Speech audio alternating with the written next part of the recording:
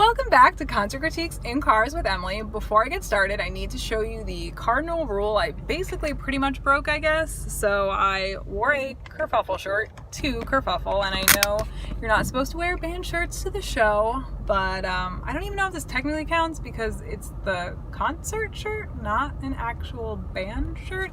Anyway, got a ton of compliments on it. Everyone was like, oh my gosh, where'd you get that shirt? We've been looking for it. We wanted to buy one. And I was like, I got it for free. So yeah, it was pretty cool. I did get a lot of props for wearing it, even though I know I did technically break the cardinal rule of concerts.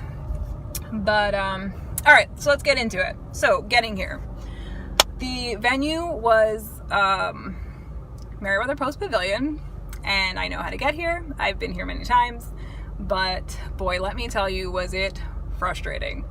So we got here, I had to stop to get gas, and so that kind of threw us off a little bit. But anyway, when you buy a ticket to Merriweather, you have to pick a lot to park in. This has started last year, I believe, so it's kind of new if you haven't been here recently, and they make you pick between lots 1 and like 6 or something like that.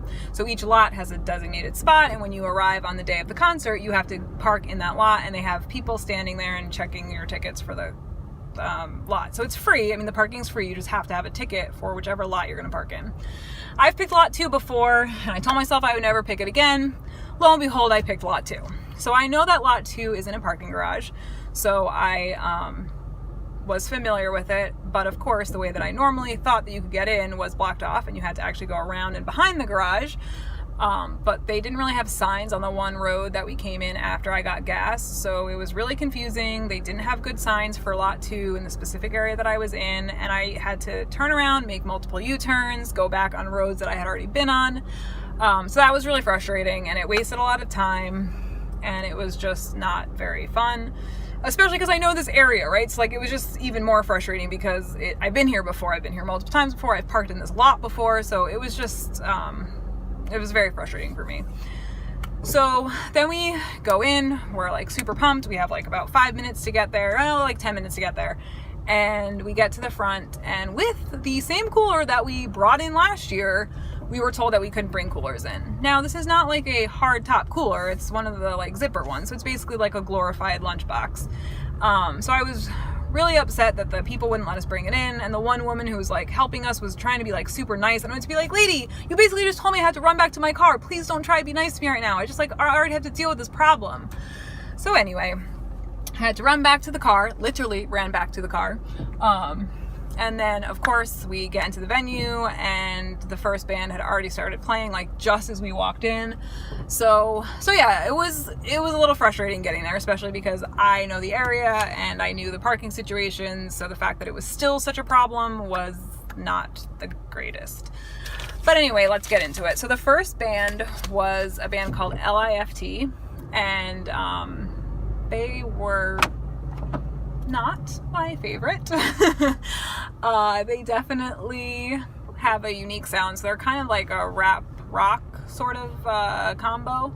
So the first 2 songs were very heavy rap, and you couldn't really hear what he was saying at all, and he was just like speaking very quickly, so it was hard. And at one point in one of the first 2 songs, he like just was randomly cursing a lot, and it didn't really seem to make a lot of sense.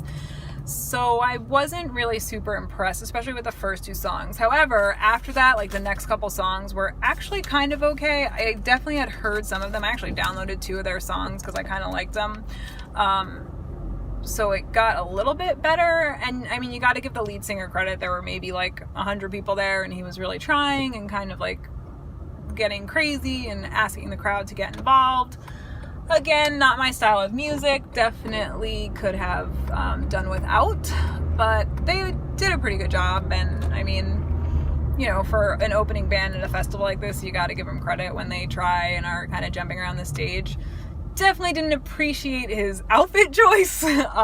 Didn't love his like gold chain and the earring and the grills and his teeth. That's just not my style.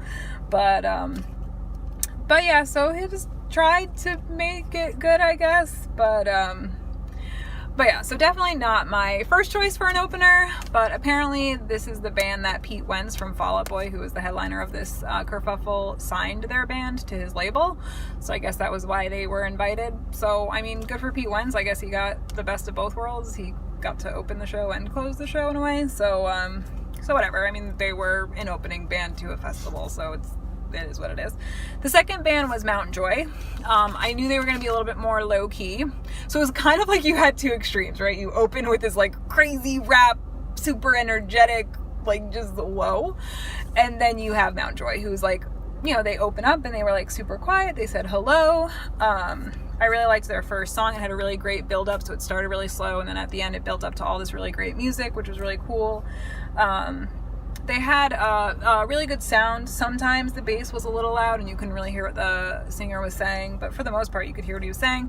And also it was very heavy music, like oriented music, so a lot of like rhythm and not a lot of lyrics to begin with anyway. So when you couldn't hear the singer, he wasn't singing, so it ended up working out well for them.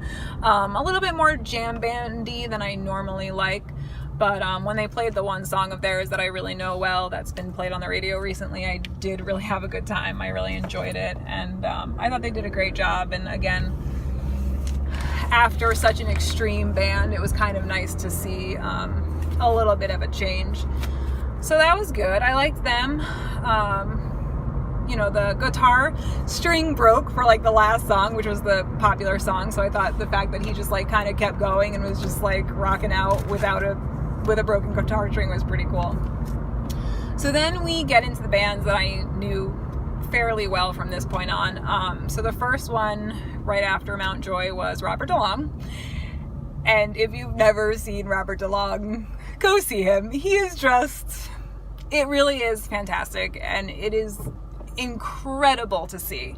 So the first song he opened up with, he has 3 stations set up on the stage. There's like a full percussion set, drums, then there's like his little electronic booth, and then on the other side there's like a quarter of a drum set, different percussion, but so there's like a little bit of percussion. And in the first song alone, he travels through every single set, and it's seamless, it's flawless. He goes to the first one, does exactly what he needs to do, travels to the second one, does exactly what he needs to do. I mean, it's crazy. He uses a Wiimote to like make sure that his sound is correct, and he does all these, like, just lifting a hand makes the thing go longer or hold the note, or I mean, it's incredible. It's incredible how he truly understands the technology that he's using and can use it to just blow your mind. Like, I can't believe that he is just so good at what he does. Of course, I knew a lot of his songs, so I really liked all of them. He played 2 new ones. I really, really liked the first one. Like, really blew my mind like the first one. The second one was okay. Definitely could see myself liking it when I hear it on the radio and on a hopefully new CD coming out soon. But yeah, definitely loved the first new song. And again, it's just incredible how he can just play with all of these technologies, and even like the visuals on his screen behind him are so well thought out. Like, it seems sometimes like random flashes and like it's kind of just obscure, but it's not. And he chooses them well and he uses them so well. So really loved Robert DeLong. I'm really excited about new stuff coming out from him. Definitely check him out if you haven't. And if you ever get the chance to see him live, definitely take it because he is worth it. He is so good. The next band was AJR. I had recently seen AJR at Fillmore Silver Spring. I probably did a review. So getting to see them again was pretty awesome, and they were, again, really energetic. They had done a lot of the same things that they did the first time I saw them. They did the showing the crowd how they make a remix, so they put the drums in, and then they put the music in, and then they do all that other stuff, so that was pretty cool.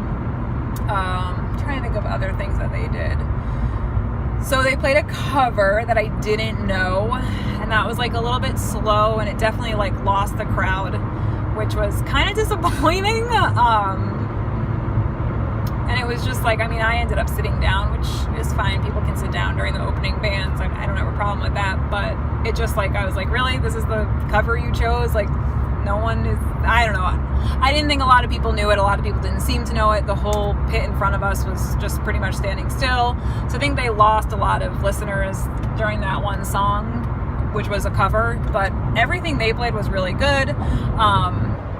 They played Weak at the end, which is my favorite AJR song of theirs, so of course I was like going crazy, and it was really fun. And I had actually kind of forgotten that they were going to play Weak. I was like, I wonder what song they're going to end with, and all of a sudden they started playing it, and I was like, duh, like how did I not think of this song?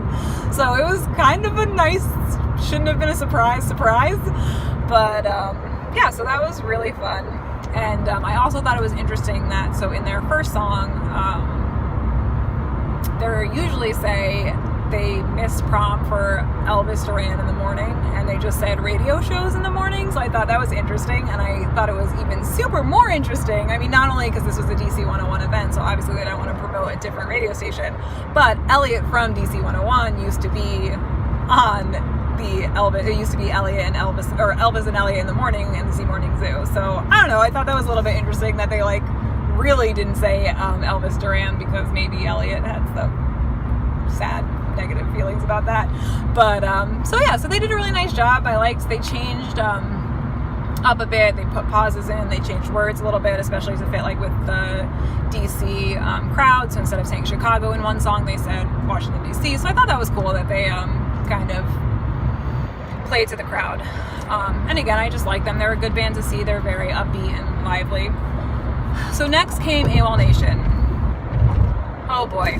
So the first two songs, and I say songs on purpose because it was like they basically played music with one word that they like said over and over again. And I have heard the first song that they've played before. I have heard that, so I guess that wasn't surprising to me. But the second song, I was like, really, guys? Another one? Like, that's made me get into the music part of your show.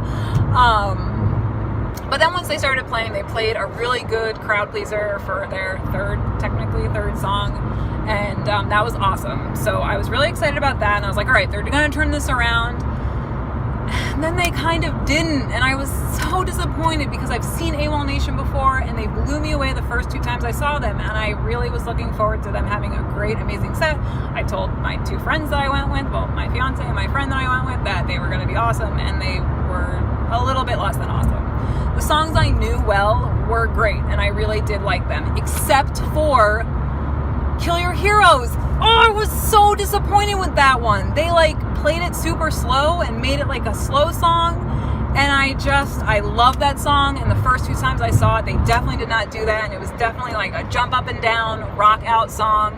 And I was like, okay, they can start slow and then build up, and they never built up, and it was heartbreaking. I was really disappointed. I thought they were gonna really like blow my socks off again, and they didn't. So that was, Awolnation really disappointed me. I wish that they had maybe just done that one song a little bit faster. I mean, the thing is, it was so disappointing because they did such a good job of extending their songs, lots of pauses, lots of, different words, and, repeating choruses where they weren't repeated in the original song. So like, I really did appreciate the way that they played. I don't know if it was the things that they played or what. I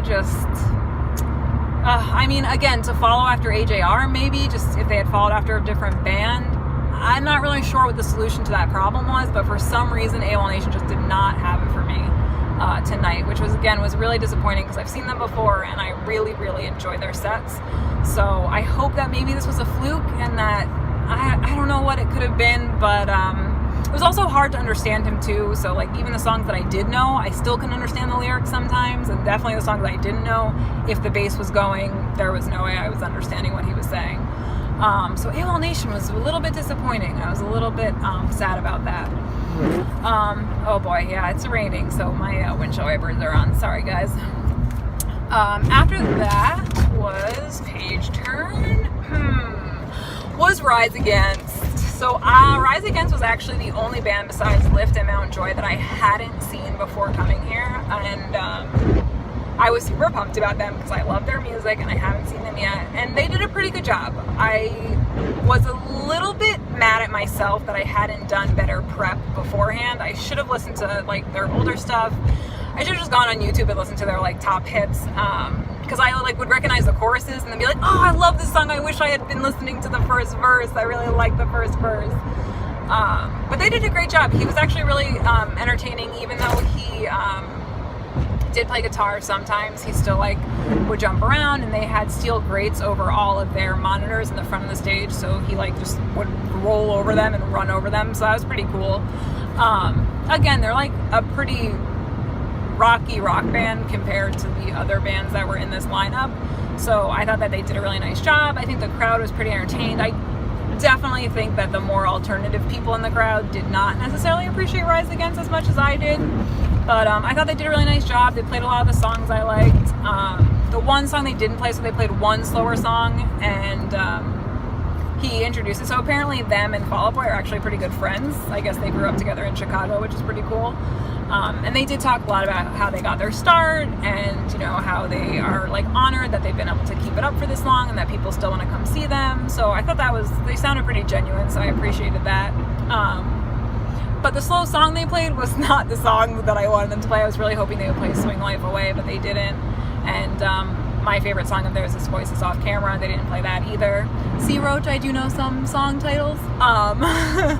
But yeah, so that was, I mean, it was disappointing that they didn't play the two songs I wanted them to play, but overall it was a great set. They were really entertaining, and I thought they had like a pretty good hype. They weren't boring other than that one slow song that I didn't really know, and I was just basically sitting there wishing they were playing Swing Life Away. And then the headliner came out, Fall Out Boy. Let me tell you, I am a Fall Out Boy fan. I like to sometimes pretend that I'm not, just because I think it's maybe sometimes like a little too uncool to be like, yeah guys, I like Fall Out Boy. But I am. I like them a lot, and I've seen them live multiple times, and every time I see them, I really enjoy them. I mean, it's hard not to. Like, you know every song that's played, because every song is a hit single, so it's hard not to enjoy it. Their sound was good, which isn't surprising, because they were like the headlining band, so of course they are usually good with the sound. Sometimes they're not, but usually they are. So I thought they were good. Even the songs I didn't know, I was entertained still, and I had, you know, a lot of, again, recognizable songs. Like, there was one song I totally forgot about and was like, oh my god, I love this song, I can't believe they're playing this song right now. So that's like a fun thing too to experience, even though, you know the band, you think you know what's coming, and then you're like, oh wait, I totally forgot about this one. The one thing that I will say is that because the lead singer plays guitar, he doesn't really like move around a lot, and I think they maybe relied on the screen behind them that was showing all the pictures and videos and stuff to really be their show instead of themselves. And it's like kind of interesting that Pete Wentz is like kind of the headman of the band, even though he's not the lead singer, which I think is awesome, right? Like, you know, give credit where credit is due, and like make it not just about the lead singer. I love that a band does that. But it was like just, I mean, they all play instruments and sing, so there wasn't a lot of, like, AJR is like all over the stage. You don't see them stand in one spot. So not that was a bad thing, because let me tell you, when the lead singer was not playing the guitar, he really was. He was all over the place. He would swing the guitar like to his side so that he could move around. So I'm not saying that they're not entertaining. It's just compared to the other bands of the day, because the lead singer was pretty much one of the only lead singers that plays guitar and sings, he just didn't really have the opportunity to move around as much as, say, some of the other bands did. And again, it's hard to find something not great to say about Fall Out Boy, because they're just so good and you just know all of their songs. And then at the end, I super, super appreciated the fact that they played an old school song. So that was like super awesome too. I just love that they like went all the way back, and that was a really awesome way to end it. The one thing I will say that was really disappointing was because Rise Against and Fall Out Boy are such great friends, I was a little bit expecting them to do like a collaboration on stage.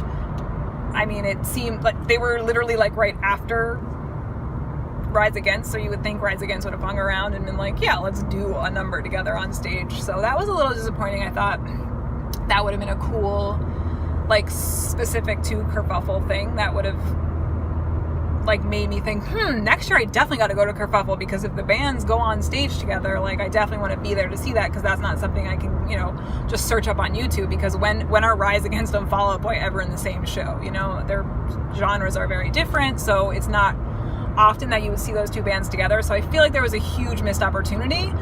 And so that was actually a little bit disappointing. All right, so now let's get to my rating. Ugh, this is a tough one. So again, obviously the longer the concert, the more positives and the more negatives you have. So it gets a little bit tough. I think for this one, because of getting there, which was so incredibly frustrating, and the first band, which was just really not that great. But then you had like awesome bands like Robert DeLong, which were just so fantastic, and then AJR to follow up. I think I'm going to give this one a solid 8.0. Again, I really loved a lot of the bands, and I thought that a lot of them did a great job, and the set times were quick, nothing was running late. I mean, really a pretty flawless like transition and pretty flawless lineup and set up. But you know, for those people who are out on the lawn, it rained. Getting there, personally, for me, was not fun. The first band was not great, and really the disappointment of them not collabing at the end with Fall Out Boy and Rise Against. Again, I mean, this is like supposed to be a unique, special show, so the fact that they didn't do anything unique and special was a little bit disappointing. So I think I'm going to stick with my 8.0. And if you were there, please let me know what you think. I love to hear your input. If you weren't there, let me know what you think if you've seen any of the bands. If you haven't, please comment, subscribe, like. I love to hear your feedback. Let me know if any bands that I should check out, and I will check them out. All right, have an awesome night. Now it's really raining, and stay dry. Bye.